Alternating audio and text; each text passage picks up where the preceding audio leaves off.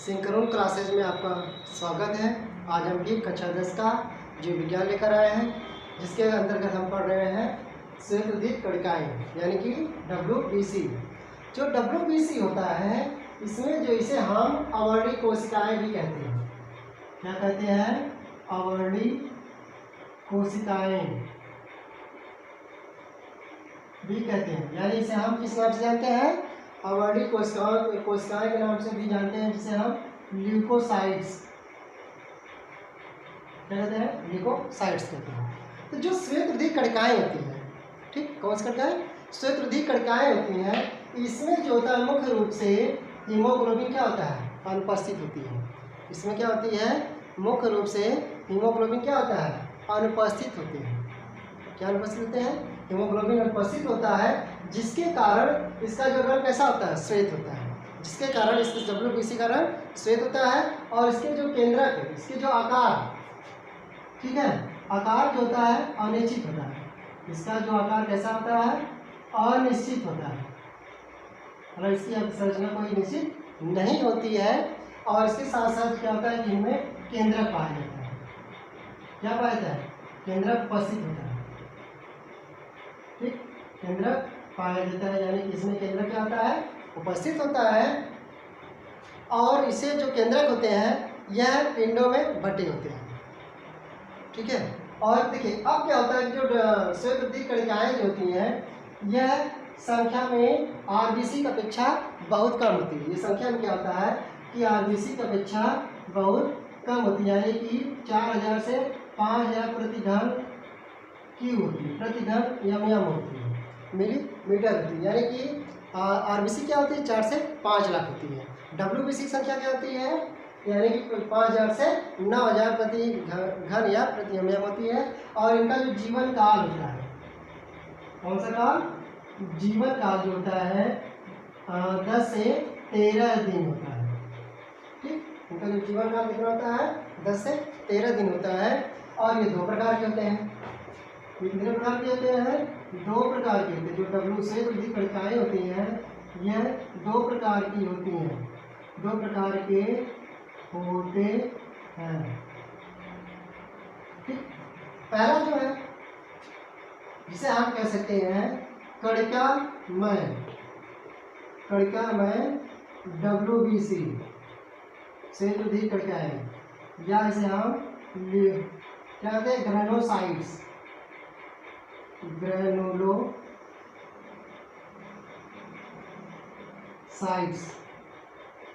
ठीक, कणिकामय WBC। जो कणिकामय WBC होती है, यह पूरे श्वेतउद्दीत कणिकाओं का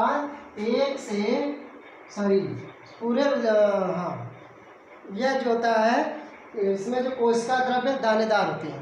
जो कणिकामय WBC होती है, इसकी जो कोशिका द्रव्य कैसी होती है? दानेदार होती है। कैसा होता है? कोशिका द्रव्य दानेदार होता है। और इसमें केंद्रक जो होता है, इसका जो केंद्रक क्या होता है? अनियमित होता है। केंद्रक कैसा होता है? अनियमित होता है। ठीक, और 2 या 2 से अधिक पिंडों में बटा होता है। 2 या 2 से अधिक पिंडों में यह बटा होता है। ये 3 प्रकार के होते हैं। ये कितने प्रकार के होते हैं? 3 प्रकार के होते हैं। ठीक, पहला जो होता है, जिसे हम इओसिनोफिल कहते हैं। क्या कहते हैं इसे? इओसिनोफिल्स कहते हैं। इओसिनोफिल्स। ठीक, इओसिनोफिल्स। अब इओसिनोफिल्स क्या होता है? यह पूरे WBC का, यानी श्वेतउद्दीत कणिकाओं का 1 से 4% भाग होता है। कितना होता है? 1 से 4% भाग होते हैं। और इसके जो जीवद्रव्य होता है, यह दानेदार होता है। जीवद्रव्य कैसा होता है? दानेदार होता है। और इसके केंद्रक क्या होते हैं? इसमें केंद्रक प्रेजेंट होते हैं। केंद्रक क्या होते हैं? उपस्थित होते हैं। इसमें केंद्रक क्या होता है? उपस्थित होते हैं, जो एक सूत्र द्वारा एक दूसरे से जुड़ा होता है। अब क्या होता है कि जो इसके, ये तो हो गया इओसिनोफिल्स। इसके कार्य क्या है भाई? मुख्य रूप से इओसिनोफिल के कार्य क्या है? यह क्या काम करता है? प्रतिरक्षा का काम करता है, प्रतिरक्षण तथा संवेदनशीलता का कार्य करता है। होता क्या है इसमें कि अगर इओसिनोफिल की मात्रा अधिक हो जाती है, हमारे रुधिर में इओसिनोफिल की मात्रा क्या हो जाए? अधिक हो जाती है, तो इस कारण से इओसिनोफिलिया नामक रोग होता है, जिसे हम इस्नोफिलिया कहते हैं। यानी इओसिनोफिलिया नामक क्या हो जाता है? रोग हो जाता है।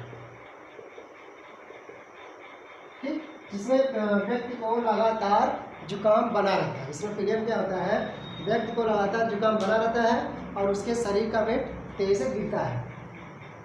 तो ये हो गया इओसिनोफिल दूसरा। तीसरा जो होता है जिसे हम बेसोफिल कहते हैं।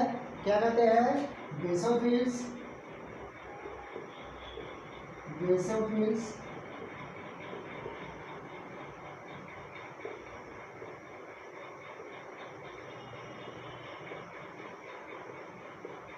ठीक, कौन सा फिल्स? बेसोफिल्स। अच्छा, बेसोफिल्स क्या होता है? यह पूरे WBC का 0.5% भाग होता है। कितना भाग होता है?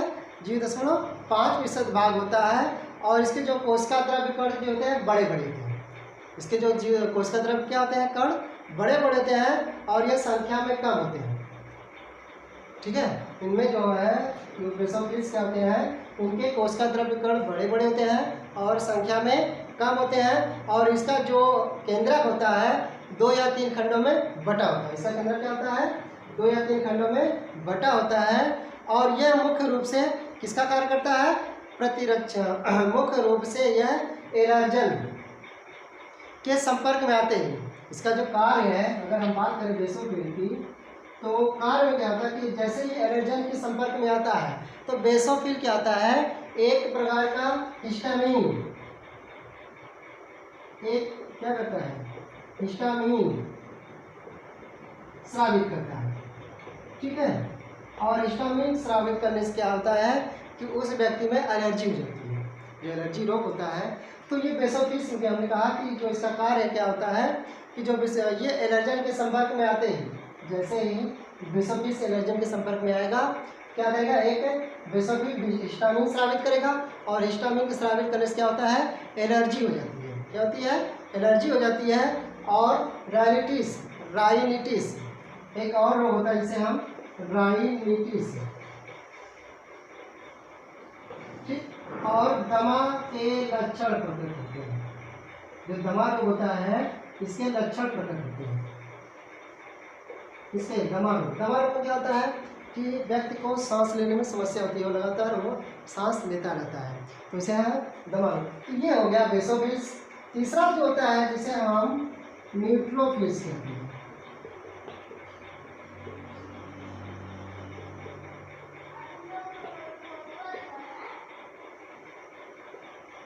ठीक, न्यूट्रोफिल्स क्या होता है कि यह पूरी आरबीसी का, WBC का, यह पूरे WBC का 50 से 70% भाग होता है। कितना % भाग होता है? 50 से 70% भाग होता है। इसके कोशिका द्रव्य कण जो होते हैं संख्या में अपेक्षाकृत क्या होते हैं? अधिक होते हैं। इसके जो कोशिका द्रव्य होते हैं संख्या में क्या होते हैं? अधिक होते हैं, परंतु आकार में क्या होते हैं? छोटे होते हैं। तो हम न्यूट्रोफिल्स की बात कर रहे थे। तो न्यूट्रोफिल्स क्या होता है? हमने कहा कि न्यूट्रोफिल्स में 50 से 70%, ये पूरे WBC क्या होता है? 50 से 70% भाग होता है। और इसकी जो संख्या अपेक्षाकृत क्या होती है? बहुत अधिक होती है। यानी जिस तरह की जो संख्या होती है अधिक होती है और इसके जो कण होते हैं छोटे छोटे होते हैं। अपेक्षाकृत क्या होते हैं? छोटे छोटे होते हैं। और इसका जो मुख्य रूप से कार्य होता है, यह क्या काम करता है? यह मुख्य रूप से जीवाणुओं तथा हानिकारक रोगाणुओं का भक्षण करता है या उसे नष्ट करता है। जीवाणु तथा बाहरी जो पदार्थ होता है उसे क्या करता है? नष्ट कर देता है। ठीक, तो ये हो गए कणिका में WBC। ठीक, अब हम बात करते हैं कणिका रहित WBC। ठीक, हमारा जो अगला का टॉपिक है कणिका रहित WBC। कणिका रहित WBC। यानी इसे हम क्या कहते हैं, एग्रेनुलोसाइट्स। ठीक, क्या कहते हैं, एग्रेनुलोसाइट्स, यानी कि कणिका रहित WBC। अब क्या होता है, जो कणिका रहित WBC होती है इसमें मुख्य रूप से कोशिका द्रव्य के कण जो होते हैं अनुपस्थित होते हैं। इसमें जो होता है कोशिका कण के जो द्रव्य होते हैं, कोशिका कण या जो द्रव्य के कण होते हैं ये क्या होते हैं, मुख्य रूप से अनुपस्थित होते हैं। और इसका जो निर्माण होता है, इसका जो मुख्य रूप से निर्माण क्या होता है, लसिका ग्रंथियों से होता है, लसिका ग्रंथियों से होता है। ठीक, जो WBC है, जो अब एग्रेनुलोसाइट्स जो होते हैं इसमें जो कोशिका द्रव्य के कण क्या होते हैं, अनुपस्थित होते हैं। और इसका जो निर्माण होता है लसिका ग्रंथियों से होता है, यानी लिम्फ नोड से होता है, लिम्फ नोड्स। ठीक, अब ये देखिए लिम्फ नोड से होता है। यह 3 प्रकार के, 2 प्रकार के होते हैं। कितने प्रकार के होते हैं, ये 2 प्रकार के होते हैं। कितने प्रकार के होते हैं, 2 प्रकार के होते हैं। Number 1 lymphocytes, number 1 lymphocytes. ठीक, लिम्फोसाइट्स की बात करते हैं हम। Number 1 lymphocytes. तो लिम्फोसाइट्स क्या होते हैं, जो देखिए जो लिम्फोसाइट्स होते हैं इसकी जो संख्या जो भाग होता है ये पूरे WBC का 23 से 35 हम कह सकते हैं, 25 से 33% भाग होता है। जो इसका जो लिम्फोसाइट्स होता है पूरे WBC कितना होता है, 25 से 33% भाग होता है। और ये आकार में छोटी होती है। ये आकार में क्या होती है, ये आकार में छोटी होती है, लेकिन इसमें इसका जो केंद्रक गोल, इसका आकार में छोटी होती है गोल, और केंद्रक इसमें पाया जाता है। इसमें क्या होता है, केंद्रक पाया जाता है। ये आकार में छोटी होती है, ठीक है, गोल, और इसमें केंद्रक उपस्थित होता है, केंद्रक पाया जाता है। ठीक, ये आकार में छोटी होती है, गोल होती है, केंद्रक पाया जाता है। और इसके अतिरिक्त क्या होता है इसमें मुख्य रूप से कि इसमें जो भ्रमण क्षमता होती है, इसकी जो भ्रमण क्षमता होती है, यानी कि भ्रमण क्षमता बहुत कम होती है, कम होती है। ठीक है, और भ्रमण क्षमता कम होने के कारण यह हानिकारक जीवाणुओं का भक्षण कम कर पाती है, यानी कि इसकी जो स्पीड होती है वो कम होती है। और इसलिए यह जितने गति चाहिए उतनी गति यह हानिकारक जीवाणुओं का भक्षण नहीं कर पाती, यानी कि जो जीवाणु का भक्षण करती है कम करती है, यानी जीवाणु का भक्षण कम कर पाती है। और इसका जो काम होता है मुख्य रूप से एंटीबॉडी बनाना, यानी प्रतिरक्षी का निर्माण करना, प्रतिरक्षी यानी एंटीबॉडी बनाना। ठीक है, एंटीबॉडी बनाती है और उसकी वृद्धि को उत्तेजित करती है, और बनाएगी और उसकी वृद्धि को करेगी ये उत्तेजित करती है। तो ये हो गया लिम्फोसाइट्स। अगला टॉपिक हमारा जो है जिसे हम मोनोसाइट्स कहते हैं। अगला जो है ये हमने कहा ये 2 प्रकार की होती हैं। तो पहला लिम्फोसाइट्स, दूसरा मोनोसाइट्स।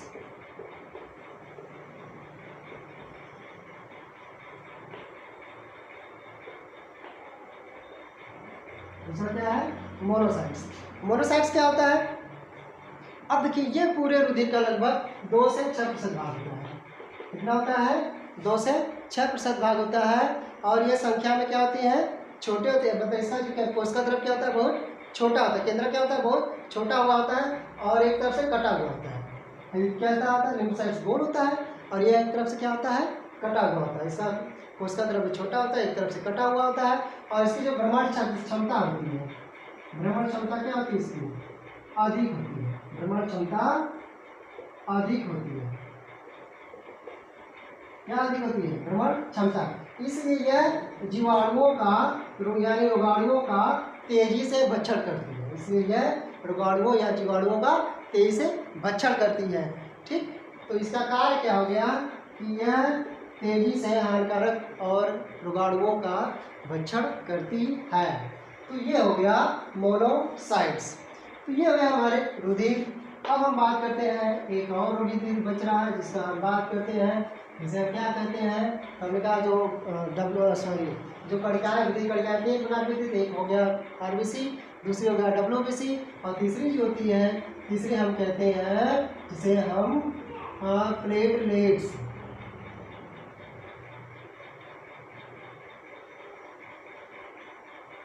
ठीक, तीसरा क्या है, प्लेटलेट्स। ठीक, इसे हम थ्रोम्बोसाइट्स भी कहते हैं। प्लेटलेट्स को हम क्या कहते हैं, थ्रोम्बोसाइट्स, थ्रोम्बोसाइट्स भी कहते हैं। ठीक, थ्रोम्बोसाइट्स भी कहते हैं। और इसकी जो संख्या होती है, अच्छा जो प्लेटलेट्स होते हैं यह केवल मनुष्य में पाए जाते हैं। किसे पाए जाते हैं, किसी और जंतु या जीव में नहीं पाए जाते हैं, यह मुख्य रूप से मनुष्य में पाए जाते हैं। किसे पाए जाते हैं, मनुष्य में पाए जाते हैं। और इसकी जो संख्या होती है आरबीसी की, सॉरी डब्ल्यूबीसी की, इसकी जो संख्या होती है डब्ल्यूबीसी की 40 गुना होती है, 40 गुना अधिक होती है। 40 गुना क्या होती है, डब्ल्यूबीसी की 40 गुना अधिक होती है। इसकी श्वेतद्वीप कणिकाओं का ये इसकी संख्या 40 है। और ये आकार में अनिश्चित होते हैं। आकार में कैसे होते हैं, अनिश्चित है। आकार इसका कैसा होता है, आकार अनिश्चित होता है। आकार कैसा होता है, अनिश्चित होता है। और दूसरी चीज क्या होता है इसमें, इसकी जो व्यास होता है 2 मिलियन से 4 मिलियन तक होता है। इसका जो व्यास होता है 2 माइक्रोमीटर से 4 माइक्रोमीटर तक होता है।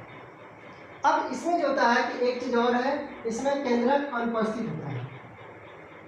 केंद्रक क्या होता है, अनुपस्थित होता है, यानी कि एब्सेंट होता है, अनुपस्थित होता है। केंद्रक क्या होता है, एब्सेंट होता है। और इसका अब देखिए, इसका जो मुख्य कार्य है, इसका जो निर्माण होता है, केंद्रक अनुपस्थित होता है, इसका जो निर्माण होता है कहाँ से होता है, बोन मैरो से होता है। बोन मैरो, जिसे हम कहते हैं अस्थिमज्जा, इसका निर्माण कहाँ होता है, बोन मैरो होता है। अब प्लेटलेट्स के कार्य क्या होते हैं, तो प्लेटलेट्स क्या करते हैं, रुधिर का थक्का बनाने में सहायक होते हैं।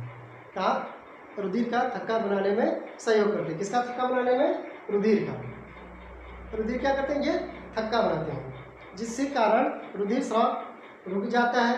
अच्छा, रुधिर स्राव रुकने से क्या होता है, जब थक्का बनाते हैं तो जैसे मान लीजिए यहाँ पे चोट होती है, हमने कहा ये अलग अलग क्रिया करके कार्बनिक रेशे बन जाते हैं यहाँ पे।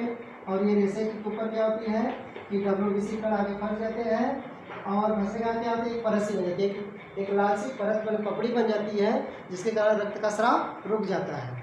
ठीक है, तो ये हो गए। और ये जीवाणुओं को और हानिकारक पदार्थों को, हानिकारक रोगाणुओं को अंदर जाने से रोकती है। तो ये हो गए रुधिर की संरचना या कार्य, इसके बारे में हमने अध्ययन किया। अब देखिए, अब हमारा टॉपिक है अगला इसमें रुधिर के कार्य। रुधिर कार्य तो हमने धीरे धीरे समय बता ही दिया है, लेकिन हम एक सरल काम बता देते हैं। पहला क्या होता है, ऑक्सीजन का परिवहन करता है। पहला क्या काम, दूसरा जो होता है, दूसरा कार्य क्या है, इसे CO2 का परिवहन करता है। किसका परिवहन करता है, CO2 यानी कार्बन डाइऑक्साइड का। तीसरा क्या होता है, पोषक पदार्थों का परिवहन करता है, पोषक पदार्थों का परिवहन करता है। चौथा क्या होता है, हार्मोन का परिवहन करता है, हार्मोन्स का परिवहन करता है। हार्मोन को एक स्थान से दूसरे स्थान को ले जाता है। चौथा जो पांचवा कार्य है, वो सजीव पदार्थों का भी परिवहन करता है, वो सजीव पदार्थों का परिवहन करता है। छठा कार्य क्या होता है, यह शरीर के ताप को नियंत्रित रखता है। शरीर के ताप को क्या करता है, यह नियंत्रित रखता है। ठीक, और छठा सातवां क्या होता है, रक्तस्राव को रोकता है।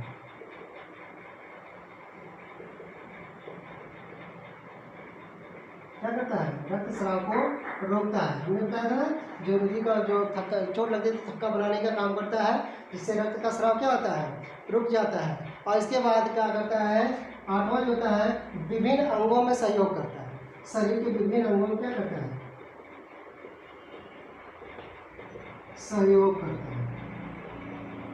सहयोग कैसे करता है विभिन्न अंगों में, शरीर के विभिन्न अंगों में कैसे सहयोग करता है, क्योंकि यह क्या करता है कि परिसंचरण के माध्यम यानी रुधिर परिवहन के माध्यम से रुधिर सभी कोशिकाओं में पहुंचता है और सभी कोशिकाओं से उन्हें हानिकारक पदार्थों को बाहर निकालता है, उसे जीवित करता है और लाभदायक पदार्थों को पहुंचाता है। तो इस तरह से हम क्या करते हैं कि विभिन्न अंगों का सहयोग करता है।